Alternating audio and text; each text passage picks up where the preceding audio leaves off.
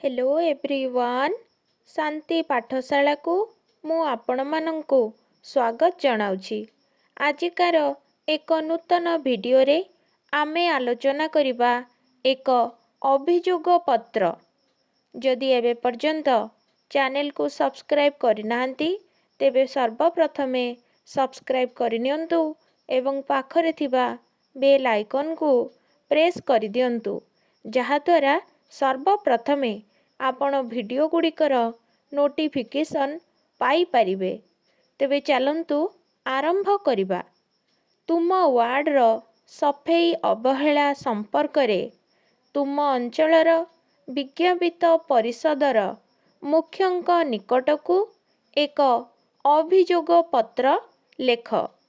माननीय श्रीजुक्त भोगराई विज्ञापित अंचल परिषदर सभापति भद्रक महोदय समीपेशु वार्ड मेंबरଙ୍କ जरियारे विषय वार्डर सफेई अवहेला संपर्क रे अभियोग महाशय निवेदनर अभिप्राय एही कि जे आपणଙ୍କ विज्ञापित अंचल परिषद अंतर्गत 4 नंबर वार्डर सफेई कार्य नियमित भावरे करा जाऊ नाही।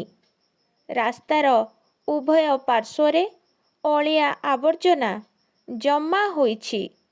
ता सहित नाल नर्दमा अपरिष्कार रही दुर्गंध सृष्टि करुछि। किछि दिन हेला नालरे मशांक प्रादुर्भाव बढ़ी जाइछि।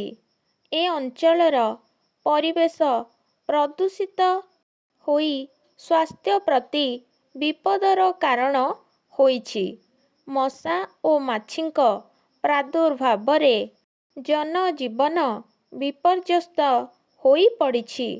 रास्ता कड़रे मृत कुकुर ओ बिराड़ीर मृतदेह पड़ी थिबारु परिवेश अत्यंत दूषितमय होई जाइछि। साधारण जनता रास्तारे यातायात करिबारे असुविधा भोग करुछंती।